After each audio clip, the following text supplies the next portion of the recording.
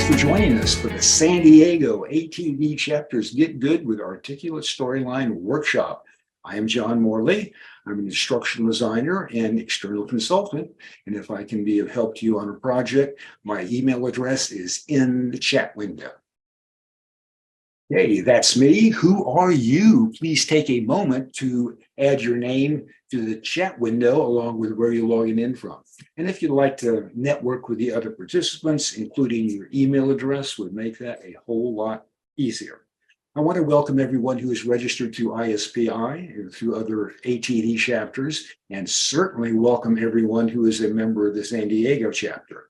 And I also want to express my gratitude to past guest presenters who are gracing us with their expertise tonight. That would be you, Kevin. Thank you for joining us and being a part of it. And I look forward to your comments and keeping me honest if I'm saying something that isn't quite the best way to do something. And no one knows everything about storyline, especially me. So these workshops are a chance for us to talk shop and share what we do know. Tonight, we'll be talking about web objects. And if you have a comment or a question, please speak up, because I'm not here to be a sage on the stage. I would prefer to be a guide on the side as we all share what we do know. Speaking of sharing, let me share my screen here.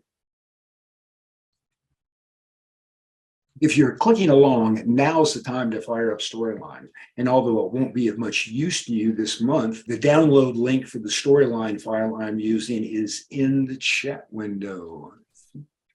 And there is a whole bunch of stuff I just put in the chat window. And I'm suggesting you move the chat window out a little bit, because all this, there are a lot of links in here to the things that I'll be referring to. And if you are clicking along, it would be helpful for you to be able to copy and paste these links. And if nothing else, at the end of the presentation, save the chat so you're able to refer to these later. Embedding web objects intrigued me, thinking that the entire website is now at my disposal. Not really. Yes, you can use virtually any web page, but no, you can't edit it down to exactly the component you want to use, and there are issues. Here's an issue right here. There's something different about web objects or slides, including web objects. They cannot be previewed, or you can try to preview a slide with a web object in it, but you will get this nag message here that the link is not active while previewing. So you have to publish a slide before you can see how the web object is working. So I have developed the practice of every slide that has a web object in it, I create as a separate side project. And then I don't bring that slide into the major project until it's actually absolutely the way that I want it.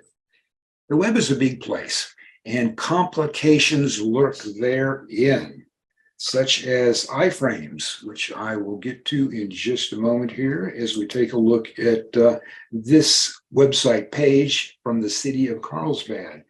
Now, this is just a screenshot we're looking at here.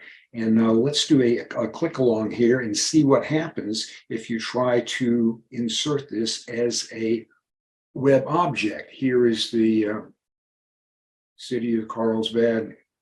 This is the web address. So I'm going to highlight that, copy it, Control C, and then let's go down to, if you're clicking along, let's create a new project. Here in the upper left, I'm clicking new project, and we'll see what happens.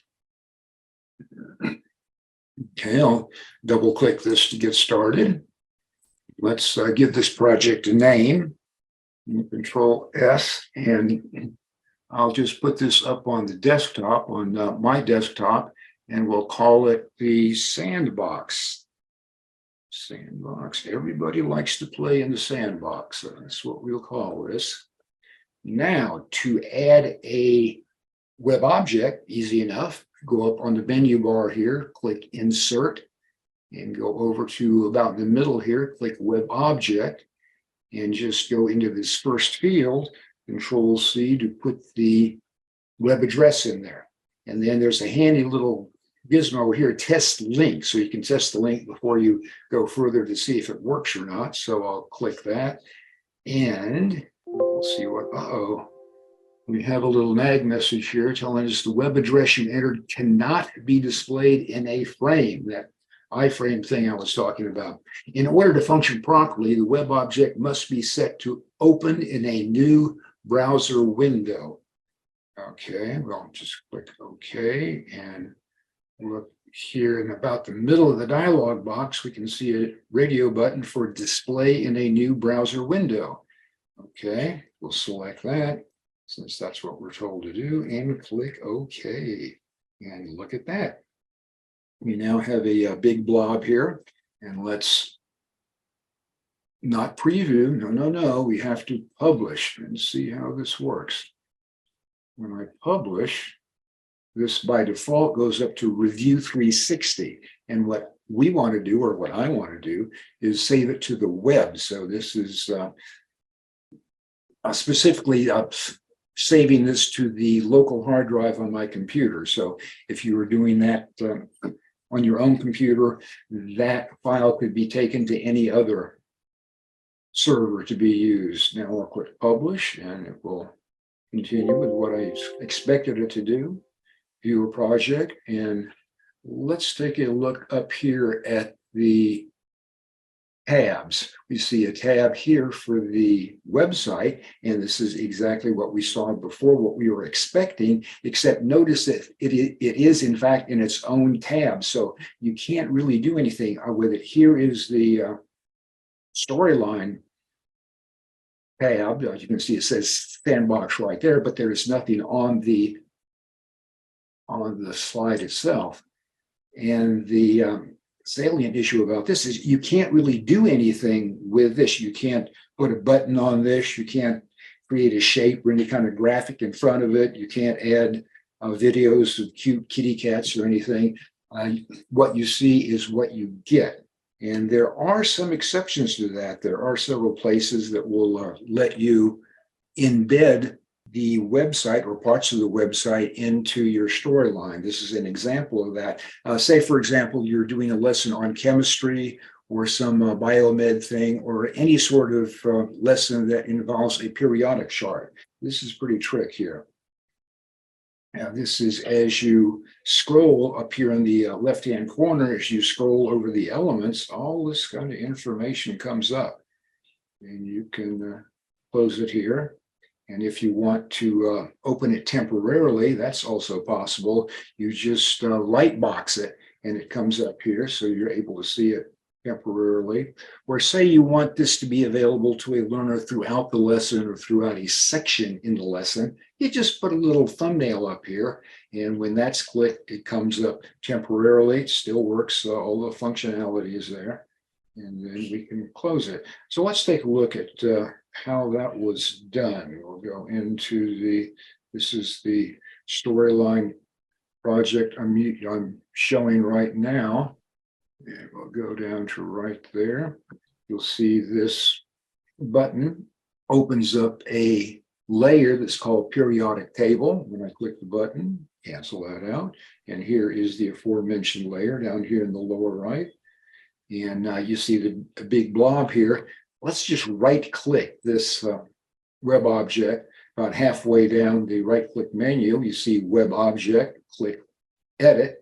And we get back to that familiar dialog box here we saw. And all we see here is just our regular old address, the web address that you can find. Let me pull that up. You can find that right here if you should want to use that at a later date. Now, there's something I want to. John, can I ask a question about that? You certainly can. That's what we're doing. So I haven't used this feature, but to me, it's kind of so it seems like if you're providing content to a learner and having them do some kind of exercise that's using a web object, and they're clicking around on it like you have the periodic table of elements, do their clicks and things, does it remember the state of where they last left that web object if they were to navigate away from it or go to the next slide or do something different? Or do they have to basically restore or get it all back to where it's kind of like fresh each time they load up that web object in one project or one module? For better or worse, if you're using a web object and going to a somebody else's website, you have no control over that whatsoever. It's all whatever happens is real time. When you go back to that website, you're starting all over again. So it's not like a storyline slide where you can configure it to either remember what it was at before or not. You're stuck with whatever the people who manage the website want you to do. But in that session that you've opened, like let's say you would initially open a web object and it's like a form that you're filling out. And the e-learning is to help guide you through that form. Can you like, okay, first put in your first and last name, then, okay, I put that in. Now you go back to the e-learning. It says, then you'll have to type in your address, reopen that object. Will your first and last name, as you put it in the previous time you open that web object in that same e-learning, still be there? Or do the user have to retype that information in each time they reload that web object, even if it's on a different page of the e-learning? Ooh, that is a great segue to something I'm about to get to. So we didn't plan this, folks. We didn't plan this. It's an honest question. Hold on a minute, and let's talk about this thing for a little bit more. Okay, sure. And now I want to call your attention to the address here.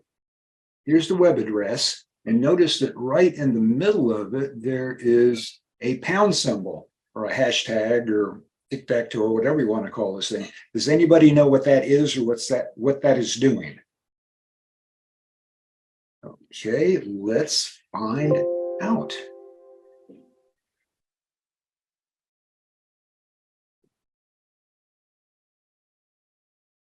Say, for example, you're doing a lesson on California history. You want to slide on missions.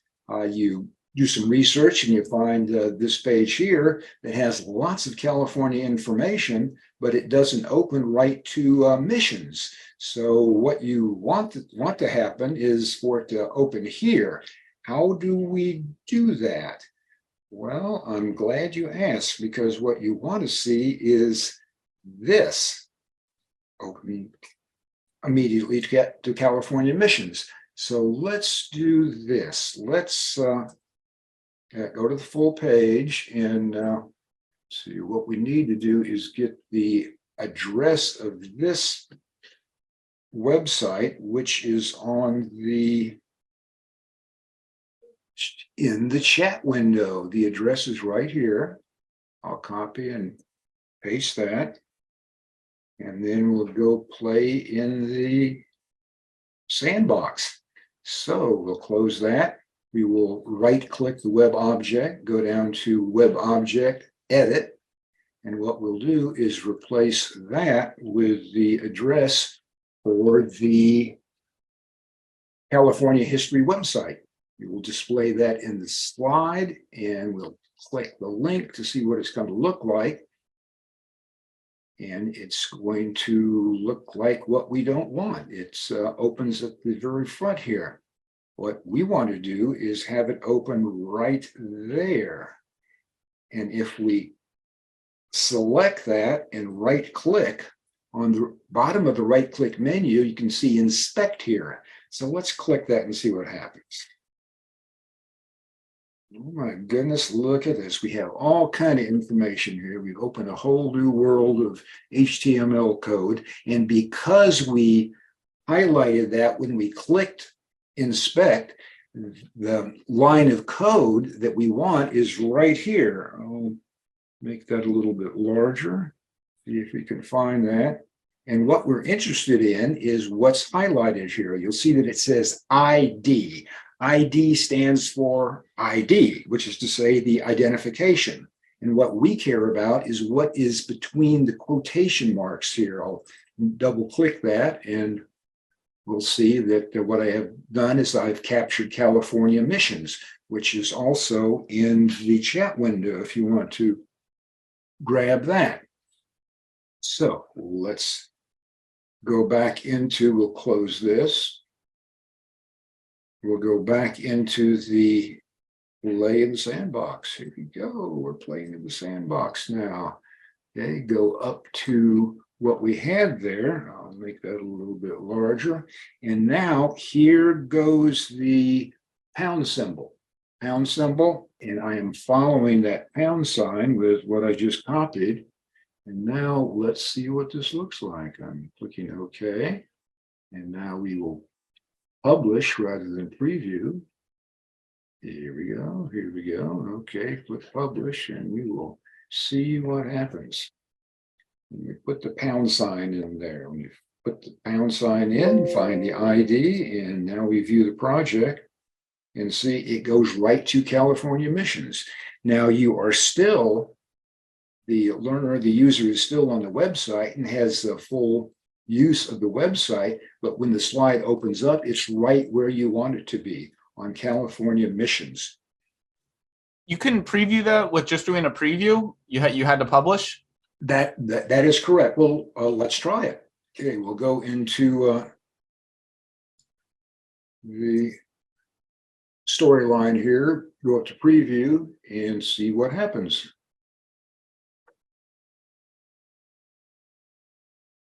We get this little blob here saying web object is unavailable during preview. It doesn't have the courtesy of telling us we should publish it, but that is what happens. What happens is not much help. And that's the only place that it would not show up. Like if we publish to like review 360, it should work just fine. It's just in that preview box in Storyline. It won't. Web objects don't work, huh? Exactly. Should is a big word, so it's supposed to work in review 360. So let's move along here, and this is what we were talking about earlier. When you ask, can we do things? Can we interact with a website? So what this little section is doing is it's an introduction to the website called Webcam Taxi. This is kind of neat. Click the world, and now you'll see the website is back here. This is a web object, and then this is what I created to explain what's going on here. Webcam Taxi is the collection of webcams around the world. To get started, click countries, and down here there's just a little indication that if you need to get back to the beginning, click the globe. But anyway, let's do this. We'll click country. And then we are told that now you would click to select a country, click here to begin using Web Taxi. So if at this point you want to start to, the learner actually wants to start using this website, click here, and now you'll see up here in the tab, the website is open in its own tab now. So you're now in the website, and here's another issue of web objects. You're using other people's websites, so stand by for ads and clickbait and other type of things there. So if you want to avoid those things, you can't really do that. So Kevin, to address what you were saying, while the user is in this website, anything they fill out, any forms, any interaction they have with the website, well, that's on the website. And it's depends on how the website is configured as to whether it remembers that or not. And then we can go back to what we were looking at here and click Learn More. And now the user is told that, oh, there's something over here. You can sort this out by interest rather than country. So let's click interest. And again, you can go back to the website here. And I may have, this opens up the website again in a separate tab.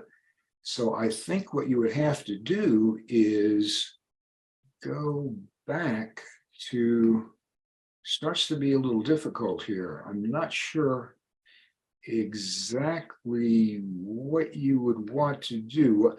You'd have to configure this somehow. So the second, what you were doing here rather than opening the website again, it would have to take the user back to the first website that was open. So there's only one tab with the website. You'd have to mess with that a little bit, but because you're on the website, however the website was configured, it should continue to work like that in terms of persistence of data as you come and go.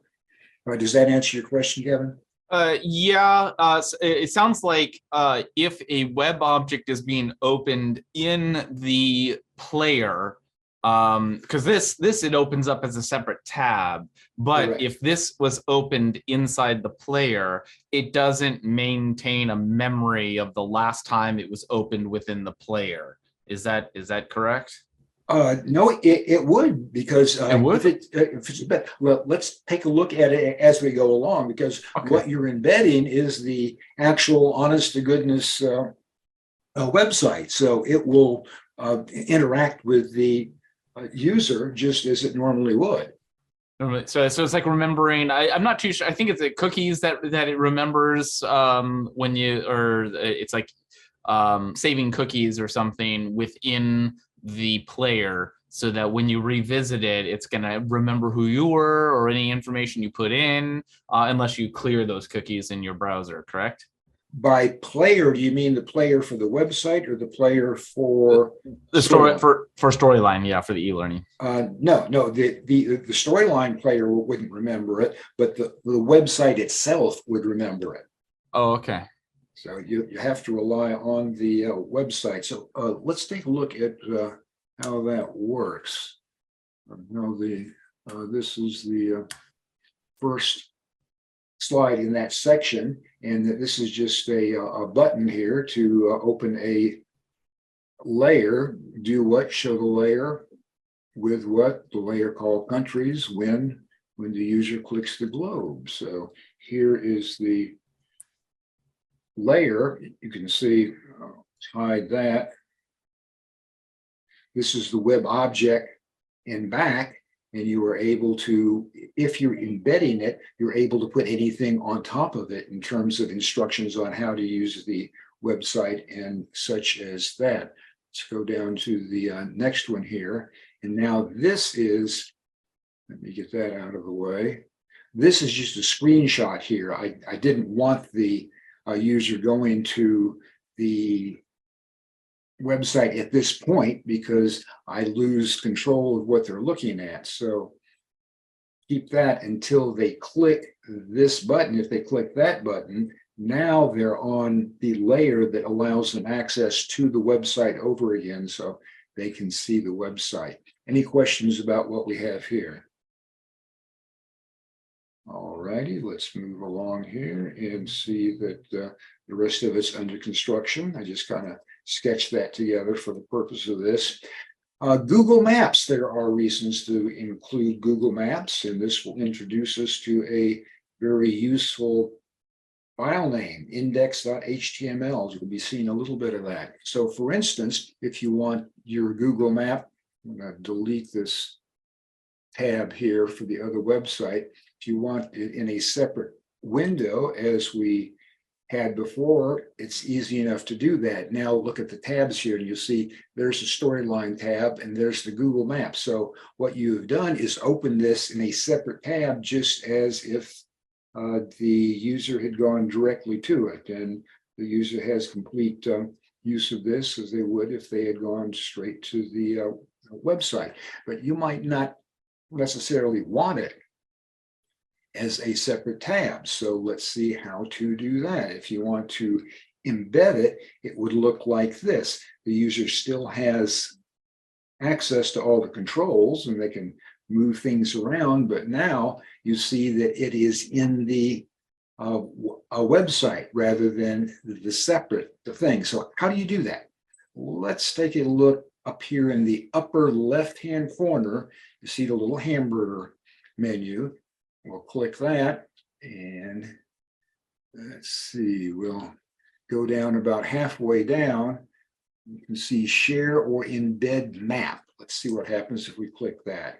Okay, The magic word here is embed. So let's look for a tab that says embed. There it is, embed a map. And look here, all you have to do is click that and it copies the embed code for you. So let's put that code in a text document. I'm going to go down here and open Notepad. You can use any kind of word processor. The more basic, the better. You don't want to use something like Microsoft Word that adds a bunch of formatting to it. You just want straight text here. So I'll go to the File menu, open a new menu, and we'll Control C to copy this. This is the embed code, and you can see the iframe frames it up. So what are we going to do with this? We are going to save this into a folder. So click Save, and let's go up to the desktop, go into the desktop, and we're going to create a new folder. Let's call that folder Google Map to embed. BED, okay. We'll press the enter button to create it, and now we will click open to open it. Open, and now we are ready to save the file that we've created down here. And what we're going to name it is what I said a few minutes ago, index.html. Okay, let's save that and see what happens. We'll close that. And now we will go back and play in Sandbox. There we go, Sandbox. Now what we're going to do is right-click the web object, go back to the web object on the right-click menu, click Edit, and now we're not going to mess with the field here. We're going to click the little browse thing.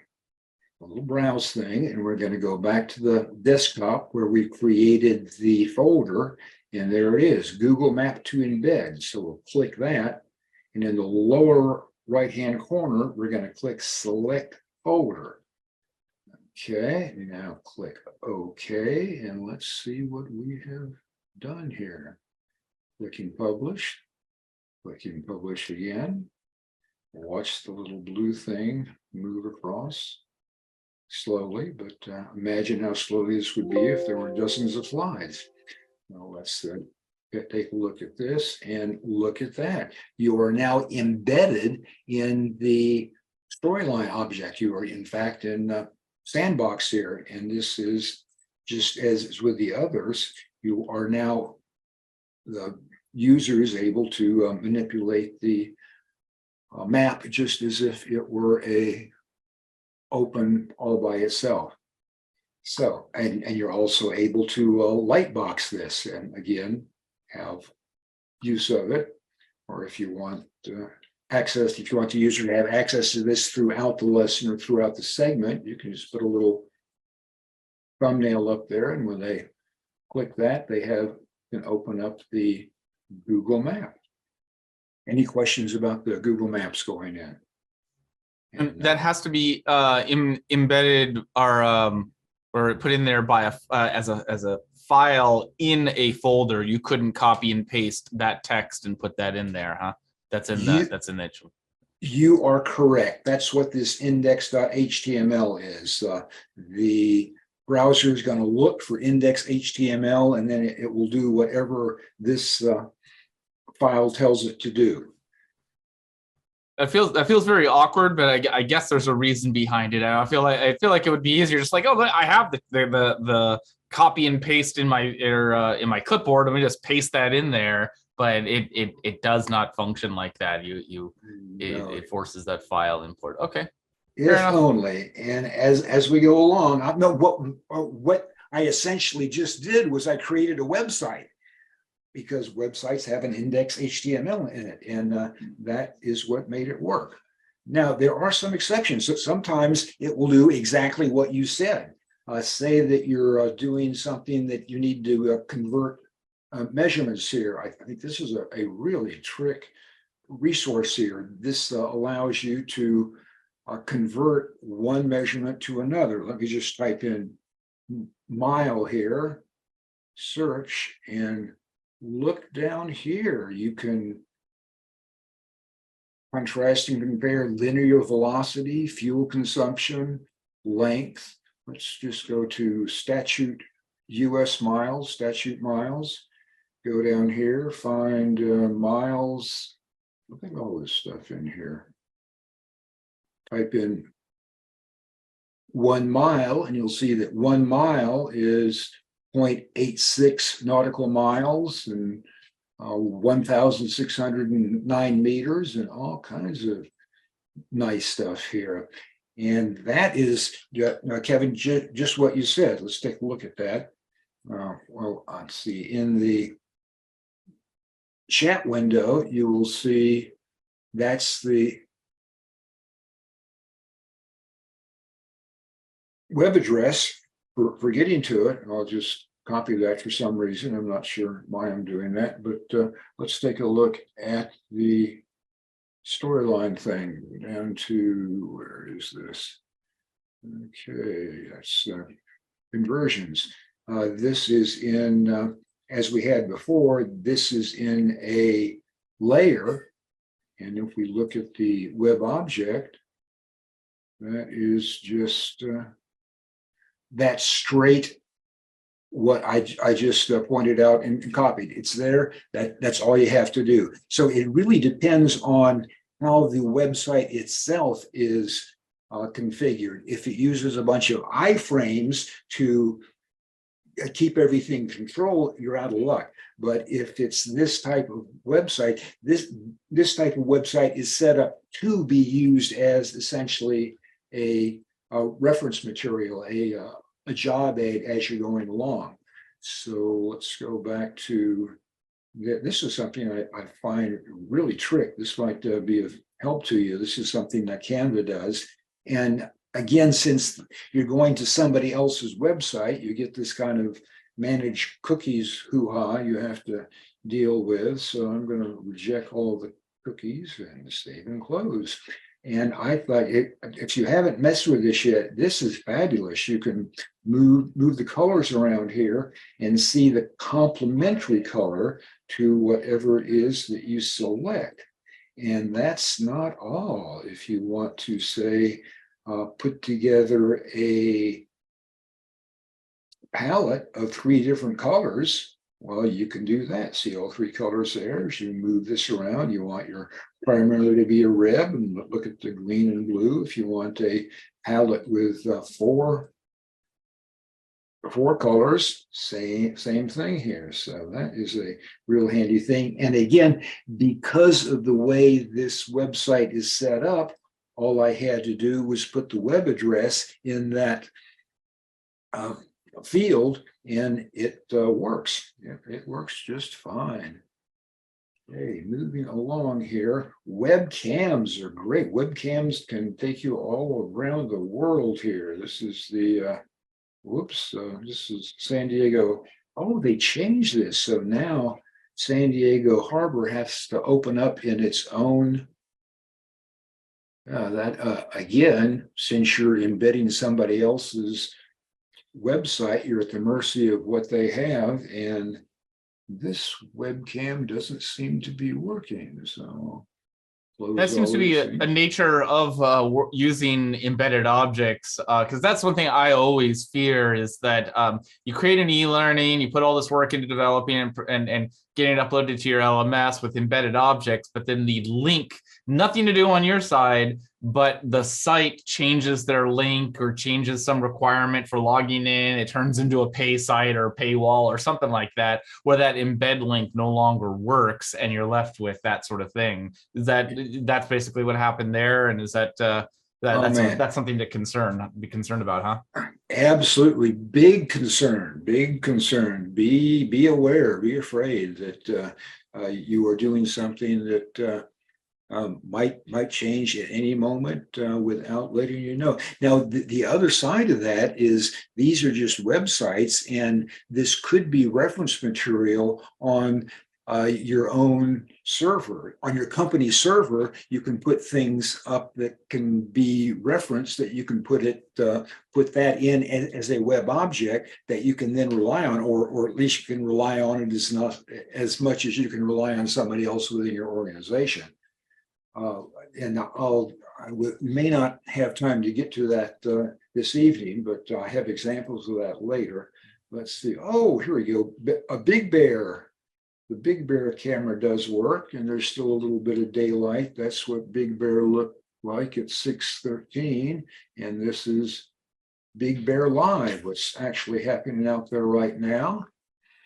And here is, let's go to Wyoming, Laramie, Wyoming, and we can see the trains. If you happen to be a train fan, as I am, you can see exactly what's going through Laramie right now. Well, getting towards sunset there. We don't see any trains coming through, but we see a lot of cars on the sideline there.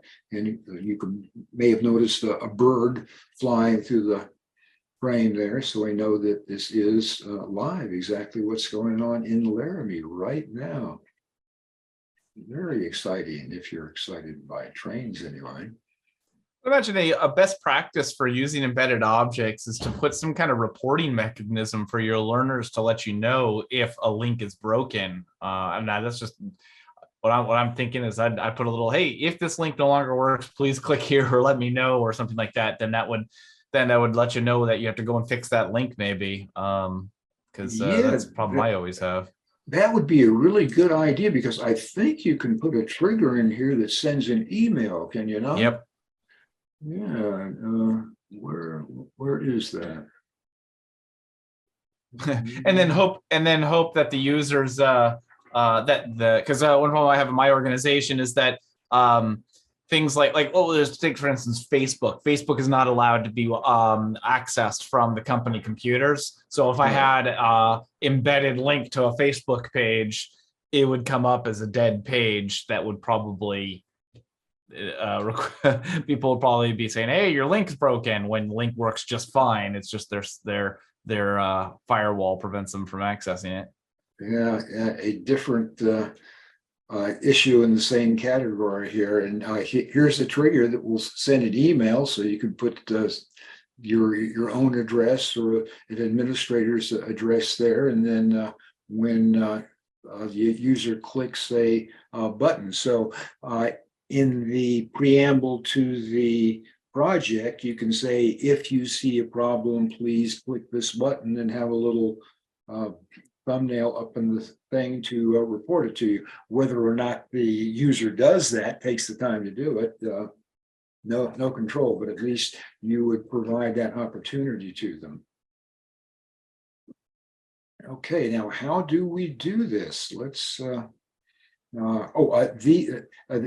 these are the easy ones. These are the ones that you just put the link in and it works. However, many, if not most, webcams are on YouTube. And when you go to a webcam on a YouTube, what you see is the webcam, which is very neat. But you also see all of this clickbait around what you're looking at, which you may not want to. Oh, here, funny cats. Funny cats is a lot more fun than whatever it is that I'm looking at here. So you don't want your users to see that. How do you do that? Okay, we're going to go back to iframe land. Now you share. Share is the magic word here. So let's find where share is. Share is below the little fishies here. So click share. Magic word is embed. Look for embed. And then, very similar to what we saw before, you click copy and it copies all of this stuff here.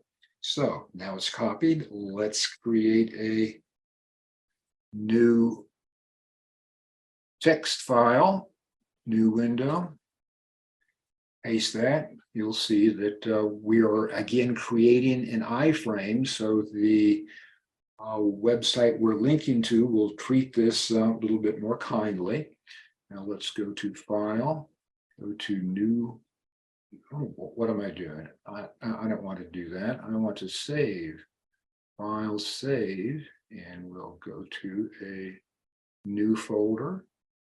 And we will just call this, let's go up to the desktop. We'll do this on the desktop. I want to be consistent with that. Desktop, new folder, all this YouTube webcam.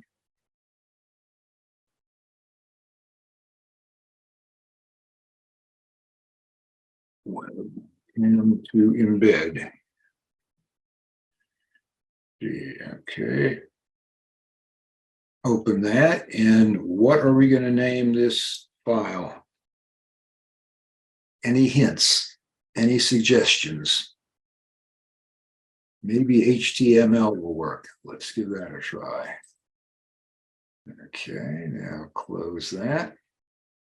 And let's go play in the sandbox. Yeah. Okay, now we'll right click on the right click menu, go about halfway down to web object, click edit, and now we'll click the little browse button and browse on the desktop for that folder we just created, YouTube webcam. Okay, we'll select that folder, and now let's see what we have. Could not locate. Oh, what happened there? Let's take another look at that.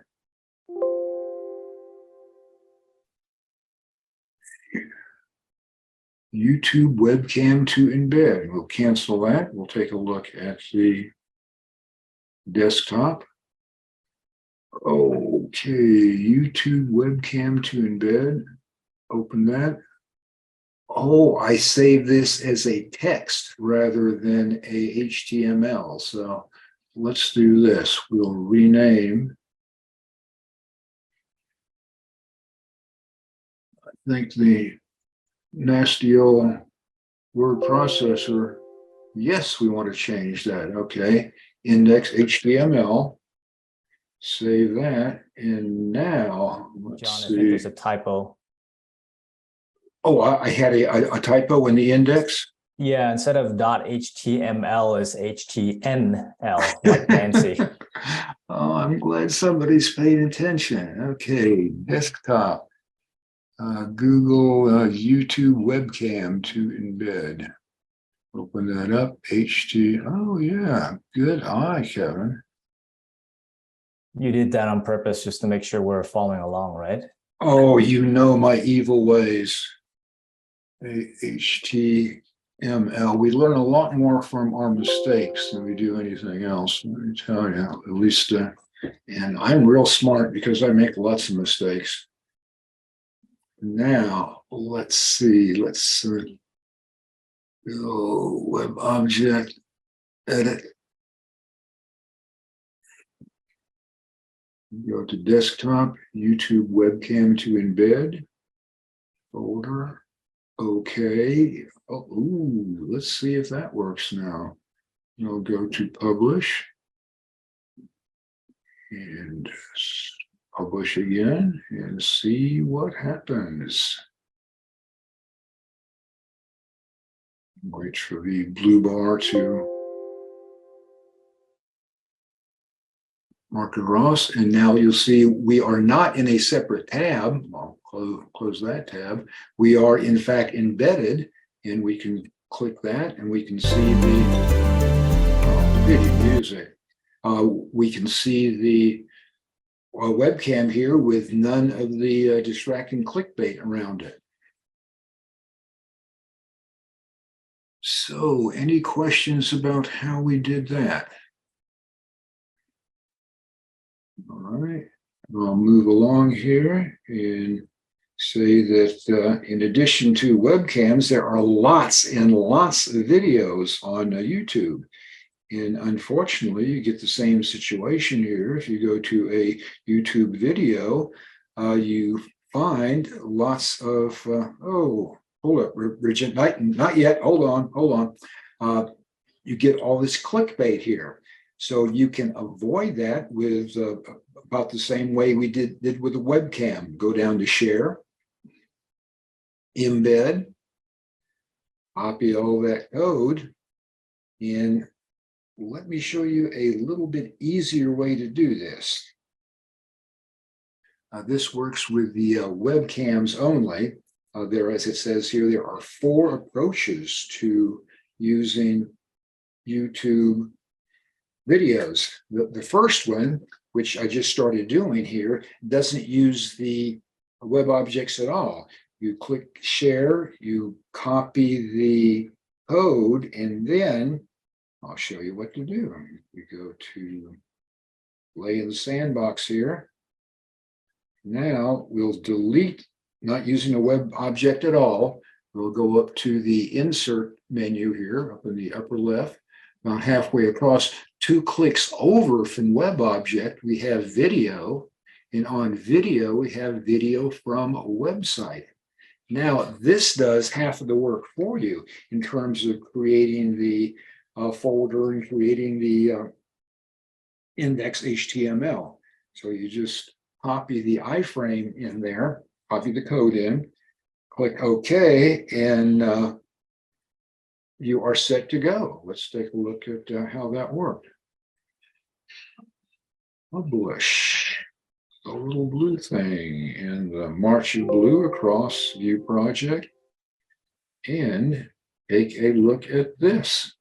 This is, as you can see here, this is in the storyline thing rather than a separate tab, and you can click that to merrily roll along and see the presentation. Now we are getting to the last 5 minutes here. I would be very happy to stick around and talk more, but I understand other people need to go, and I need to get a screenshot of our gallery. If you will bear with me here for a moment, a little smile here, and there we go. Thank you. Hey, John, I was going to share another website because one thing I like to avoid, I know in this whole topic has been about embedding objects. Yeah. I'm always reluctant to, because even though it's necessary, sometimes you just need to get a website into your e-learning. But when it comes to YouTube videos, I try to download them. Download YouTube videos and insert them. And I was going to share a site with everybody that I use to download YouTube videos. Oh, good. Yeah, please. So I put it in the chat, and all you need to do for that is copy the address of the YouTube video and paste it in the bar there in that site, and then it'll give you an option. It's got a lot of ads and pop-ups that are on there, but I've been using it for a while and it works great, especially for short videos. I think it can do videos up to 45 minutes in length, but anything longer than that, it kind of has problems. But normally I don't download videos longer than 3-4 minutes just to insert into my e-learning. But really helpful if you want to get around the embed issue, and then you don't have to worry about the link failing, the YouTube video being taken off, or anything like that. So there's an option for you, and there's more sites like that. That's the one I use. Okay, thank you. Yeah, I see that in the chat window now. That's handy. As I have heard other wise people say, when you're using something for free on the internet, you are not the customer. You are the product. You have to keep that in mind. Okay, we're getting to the end of the hour here. I'd be happy to stay on and talk if there are any other questions. Otherwise, I still have a good bit of content here, so I think that we can let me share my screen here again and invite you back to next month. Next month, we're going to again be the third. The third Wednesday is going to be 6/21, and Kevin will be back with me talking about tips, tricks, and best practices. And he will also be talking about text-to-speech and creating videos with Replay 360. So please join us then if you care to. Look forward to seeing you then. Any other questions or discussions for this evening? Hey, John and Kevin, thanks a lot. About linking a video, the last method that you showed us versus saving the embedded link as an HTML. What's the benefit of one over the other? Really, it's just easier. That's all, because the system is doing all that silliness about creating the text file and pasting it in there and having to create the folder with the index HTML. But it's the same result either way. So if that's all you're doing, I would recommend you do that with the video rather than the web. Of course, you have the same downside that you're putting somebody else's website in your storyline thing. So you don't really have control other than being able to strip away all of the clickbait on the side. Gotcha. Thanks. Okay. Anything else? Not for me. Okay. Thanks for joining us, Chris. I appreciate it. And Kevin, thank you as always for keeping me honest as I say things. Thanks, John. Good seeing you again, Chris. Been You too too, long. Kevin. Okay. Have a good one. I'll talk to you all later. Good See you night. guys next month. Yep.